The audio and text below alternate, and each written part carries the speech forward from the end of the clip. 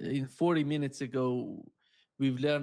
y a environ 40 minutes, on a appris, depuis le Moyen-Orient, et plus précisément depuis les Émirats arabes unis, que des alertes aux drones et aux missiles avaient été déclenchées là-bas.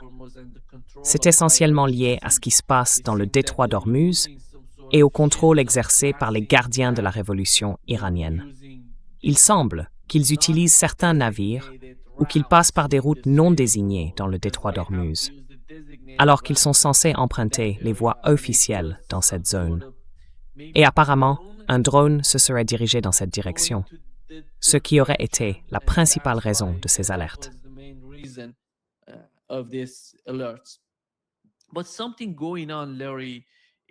Mais il se passe quelque chose, Larry, dans le golfe Persique, dans le détroit d'Ormuz. L'un des éléments, c'est la manière dont les États-Unis agissent. Je pense que c'est directement lié à la récente visite de Marco Rubio au Koweït, à Bahreïn et aux Émirats arabes unis. Ils essaient de créer une sorte de division entre les États arabes, les pays du Conseil de coopération du Golfe.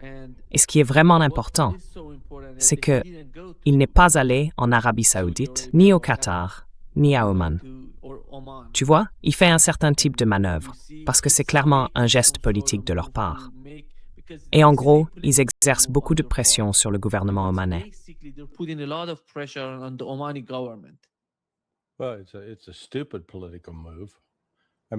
Franchement, c'est une manœuvre politique stupide. Je veux dire, le Koweït, Bahreïn, ça n'a aucune importance. Ce sont comme des taches de pétrole dans le golfe Persique.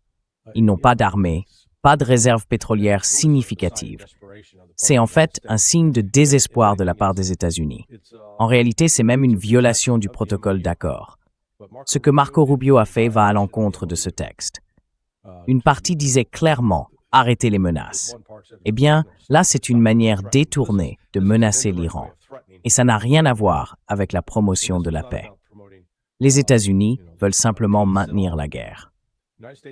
La seule bonne nouvelle, c'est qu'ils se retrouvent maintenant dans un vrai dilemme. S'ils rallument ce conflit, ils vont provoquer une grave crise énergétique chez eux, aux États-Unis. Et vous savez, je ne souhaite pas que ça arrive, mais c'est apparemment ce que Rubio est en train de faire. Tout ça n'a absolument aucun sens. Quand on participe à des négociations, on a un message coordonné en tant que gouvernement. Le gouvernement de Donald Trump, lui, c'est un désordre schizophrène qui agit dans tous les sens à la fois.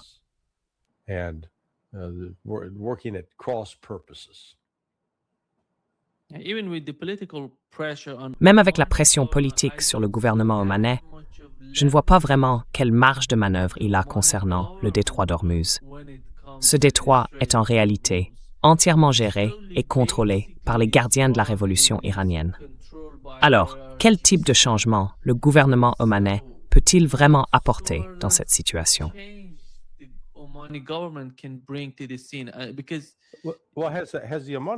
Bon, est-ce que le gouvernement omanais a dit quelque chose? Non. D'accord. Donc, tout ce qu'on a, c'est cette déclaration-là. Il y en a eu une seule. Et il semble que ça vienne peut-être d'un fonctionnaire isolé, plutôt que de la position officielle du gouvernement central. Donc, en gros, il ne peut pas exclure que les États-Unis continuent d'utiliser leurs services de renseignement via la CIA pour essayer de recruter des gens qui feraient des choses allant à l'encontre du processus de paix, du protocole d'accord.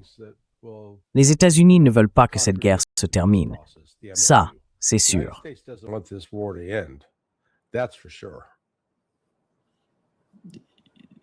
Il ne veut pas que la guerre se termine.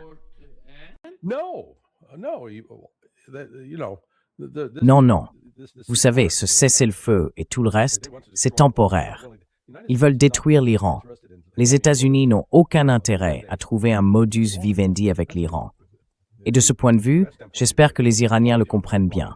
Les États-Unis veulent se retirer de tout ça maintenant, parce qu'ils sont en difficulté. Ils risquent de perdre l'approvisionnement en pétrole venant du golfe Persique.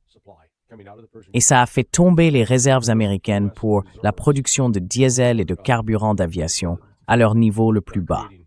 En ce moment, il reste une marge de 13 à 18 jours. Après ça, tout dépend de ce que les raffineries peuvent produire. Et on s'apprête à entrer dans la saison des ouragans ici, aux États-Unis, et ces raffineries sont situées le long de la côte.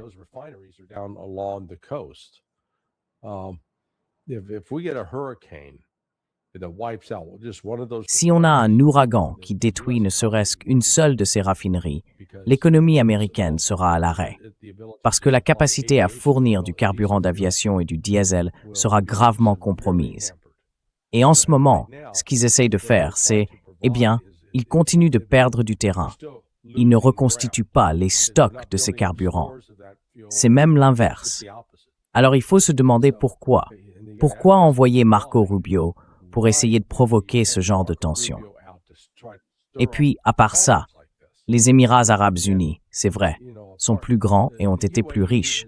Mais là encore, les Émirats sont aujourd'hui dans une situation financière très difficile, tout simplement parce que leurs sources de revenus ont été coupées. Le pétrole qu'ils exportaient par Fujairah ne sort plus par Fujairah.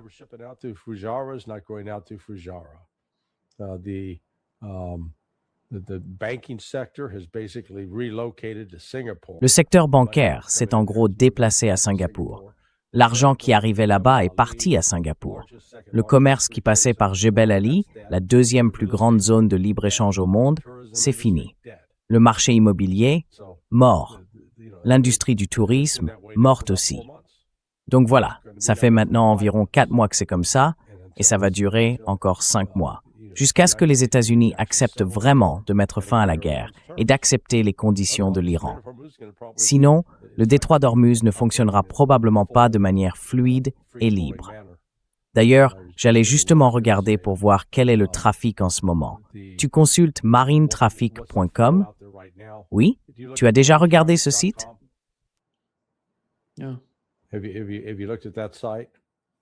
Oui.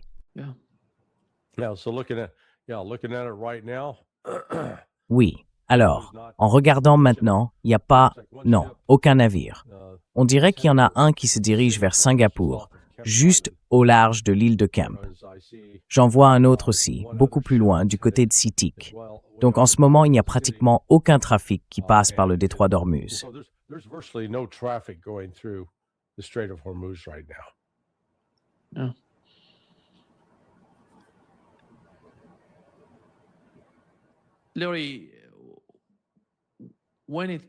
Larry, quand on parle de ces 3 pays, en gros, en ce moment, ils sont en contact avec les États-Unis. Et Rubio s'y est rendu. Je parle du Qatar, des Émirats arabes unis, de Bahreïn et du Koweït. Aucun de ces pays n'a vraiment d'importance géopolitique ou régionale pour l'Iran. Je n'ai jamais entendu dire qu'ils en avaient. Les Émirats, eux, étaient importants parce que l'Iran utilisait d'une certaine façon leur système financier avant le début de la guerre.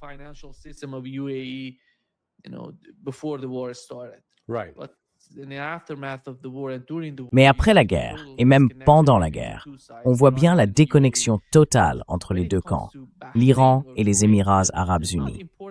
En revanche, quand on parle de Bahreïn ou du Koweït, ils n'ont aucune importance pour l'Iran, ni sur le plan militaire, ni sur le plan économique. En fait, ils ne comptent pour personne, à part pour eux-mêmes. Franchement. Alors si on essaye de les rallier pour créer une opposition aux Saoudiens et aux Qataris, ça ne mène à rien. Ce ne sont pas des acteurs importants.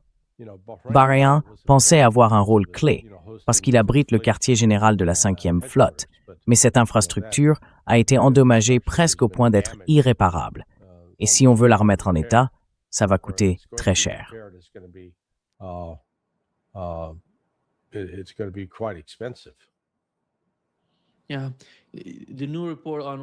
Oui, le nouveau rapport du Wall Street Journal montre que, vous savez, les dégâts subis par la 5e flotte de la marine américaine à Bahreïn sont, disons, énormes. Il indique que les frappes ont endommagé le poste de commandement, le quartier général, au moins une douzaine d'autres bâtiments, ainsi que 2 terminaux de communication par satellite, les GSC 52B.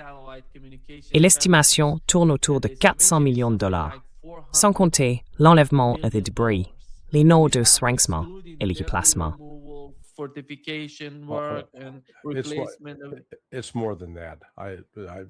C'est plus que ça. Je sais que vous rapportez ce qu'a dit le Wall Street Journal, mais d'après ce que je comprends, l'un de ces systèmes satellitaires, à lui seul, valait bien plus d'1 milliard de dollars, parce que l'un d'eux est impliqué dans quelque chose de très hautement classifié. Tout ce que je sais, c'est que c'est hautement classifié. Ce site est hautement classifié et il a vraiment causé des dommages importants à l'infrastructure de sécurité nationale des États-Unis. Maintenant, de quoi il s'agit exactement, je ne le sais pas. Mais, comme je l'ai dit, des dégâts considérables ont été causés là-bas, à Bahreïn. Vous savez, ils n'ont pas vraiment de force militaire à proprement parler. Tout ce qu'ils ont, c'est leur position géographique.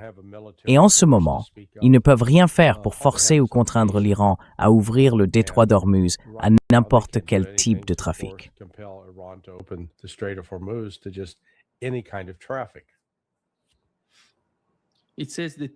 On dit que les 2 terminaux de communication par satellite détruits coûteraient environ 20 millions de dollars.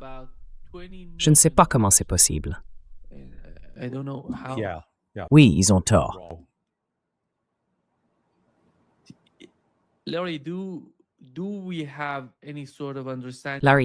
est-ce qu'on a une idée de ce qui se passe dans le sud du Liban?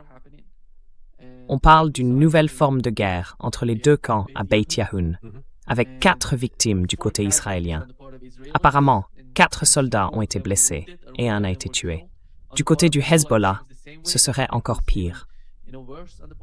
Les 2 camps se battent en ce moment et je ne sais pas vraiment quelle est la position du MOU sur la situation au Liban parce qu'il n'y a pas de cessez-le-feu tant que les combats continuent.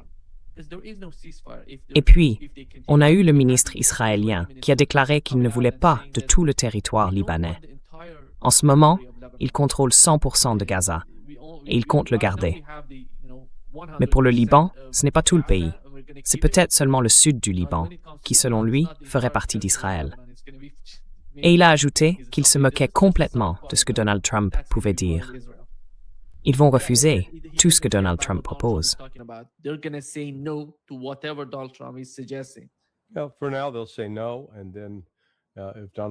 Eh bien, pour l'instant, ils vont dire non. Mais si Donald Trump réagit et commence à bloquer l'aide matérielle américaine, là, Israël va vraiment se retrouver dans une situation compliquée. Je veux dire, les Israéliens, quand on vit dans une relation de dépendance, quand on dépend des autres pour sa survie, aller délibérément les énerver, c'est rarement une bonne stratégie. Par là, je veux dire, par exemple, les commentaires israéliens à propos de la Turquie. La Turquie, ou Turquie, c'est le principal fournisseur de pétrole d'Israël. Que ferait-il sans ça? Et si le pétrole continue de circuler, c'est parce qu'Erdogan est un dirigeant tellement corrompu qu'il prend sa part d'argent là-dessus. Donc il ne se soucie pas vraiment du reste.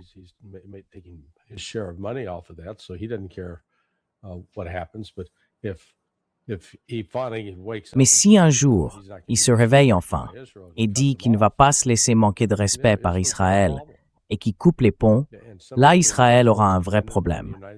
De la même façon, Israël dépend des États-Unis pour faire tourner son armée. Alors si Trump dit, vous savez, le moyen le plus rapide de se mettre Trump à dos, c'est de l'insulter et de lui dire « on va pas t'écouter, tu peux pas nous dire quoi faire ». Donc oui, ce n'est pas une bonne décision de la part d'Israël. Mais l'Iran ne contrôle pas le Hezbollah. L'Iran peut demander au Hezbollah de ne pas faire certaines choses. Mais vous allez voir, le Hezbollah va riposter et continuer à se battre. Ils vont répondre et réagir à ce que fait Israël.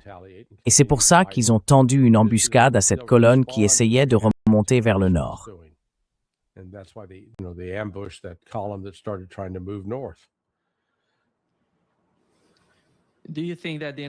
Pensez-vous que les États-Unis discutent avec les pays du Golfe pour remplacer ces satellites, ces équipements ou ces armes qui ont été détruits dans les bases américaines de la région?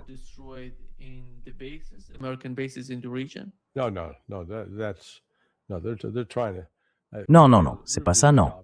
Ils essayent de... Le rôle de Rubio, c'est de voir si on peut créer un front organisé pour résister au Qatar et à l'Arabie saoudite. En gros, ces pays vont demander aux États-Unis de quitter leur territoire. Ils se sont alignés sur l'initiative lancée par le Pakistan pour créer un groupe régional de sécurité qui comprendrait l'Égypte, la Turquie, l'Arabie saoudite, l'Iran, le Pakistan et le Qatar en feraient partie. Tu vois, le Koweït, je suis sûr qu'ils accepteraient le Koweït et Bahreïn à condition qu'ils adoptent la bonne attitude. Mais bon, ces deux pays-là, ce sont juste des marionnettes de l'Occident, rien de plus. Et c'est pareil pour les Émirats arabes unis. And the same applies to UAE. Quelle serait l'alternative pour les États-Unis s'ils veulent aider Israël dans la région? Est-ce que ce serait la Jordanie? Ou bien Israël lui-même, utilisé directement? Parce qu'il semble que les États-Unis envisagent sérieusement d'installer des bases en Israël. Well, they're going to try to relocate some to Israel. Eh bien, ils vont essayer d'en déplacer certains en Israël. Oui. Mais tu vois, à ce moment-là, on perd un peu tout l'intérêt, non? La raison pour laquelle on avait ces bases, comme Al-Udeid, au Qatar, c'est qu'on est à seulement quelques centaines de kilomètres de l'Iran. Si tu vas en Israël, d'un coup, tu te retrouves à plus de 1000 kilomètres à parcourir. Et un avion de combat moyen devra être ravitaillé 2 fois, juste pour atteindre la frontière iranienne et lancer un missile de croisière. Donc au final, avoir des bases en Israël ne sert à rien, à part faire d'Israël une cible encore plus importante à l'avenir.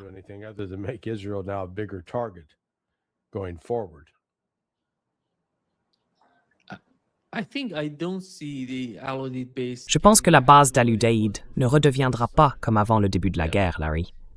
Parce qu'ils savent bien que pour les Américains, revenir sur leur base, notamment à la base aérienne d'Al-Udeid, va être un énorme défi, un vrai problème, surtout avec les combats qui continuent. Même dans le meilleur des cas, les États-Unis se retireraient des affrontements sans combattre directement l'Iran, tout en soutenant les Israéliens dans la région. Et c'est exactement la même situation pour les Israéliens. Which is the same case with the Israeli. Here we had the Israeli defense minister saying that the commander. Ici, le ministre israélien de la Défense a déclaré que le commandant de la force Al-Quds iranienne, Kani, avait récemment envoyé une lettre et multiplié les menaces contre Israël. Il semble que l'image d'un collaborateur lui allait bien mieux que cette avalanche ridicule de menaces. Quoi qu'il en soit, si l'Iran attaque Israël, ce sera sa plus grande erreur. Ni les hormones, ni les tirs sur la population ne lui seront d'aucune aide. Rien ne nous arrêtera. Nos forces sont prêtes à aller jusqu'au bout. Les forces israéliennes sont prêtes à aller jusqu'au bout. Et c'est cet état d'esprit qui domine chez les Israéliens. C'était Katz? Oui, Israël Katz. Non, c'est un idiot. Franchement, ce n'est pas un homme très intelligent et il a très peu d'expérience militaire. Et regardez comment leur attaque contre l'Iran s'est terminée. Ils n'ont pas réussi à vaincre l'Iran. Ils ont fini par tuer plusieurs milliers d'Iraniens, y compris des dirigeants importants.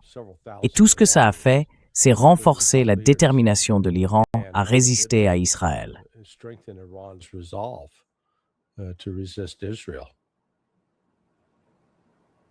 That's why my understanding is that if they get back to the American bases, American forces, let's put more equipment, more satellites, they're going to be complicit in the attacks with the Israeli attacks on Iran.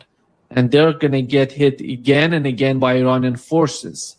So the role of the United States as if they have to be there, Larry, because if Israel wants to attack Iran, On va avoir un gros affrontement dans le sud du Liban, parce que c'est complètement hors de contrôle. Je parle du comportement israélien.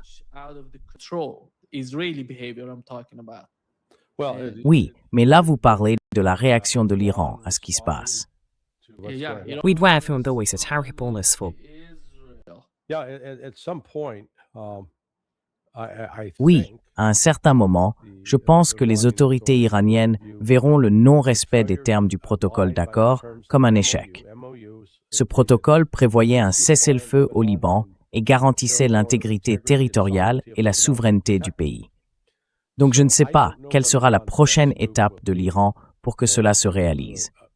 À mon avis, le Hezbollah semble aujourd'hui plutôt bien placé pour se défendre face aux Israéliens, sauf en ce qui concerne les frappes aériennes. Alors peut-être qu'une option pour l'Iran serait de frapper les bases aériennes israéliennes afin de les empêcher de soutenir les frappes dans le sud du Liban.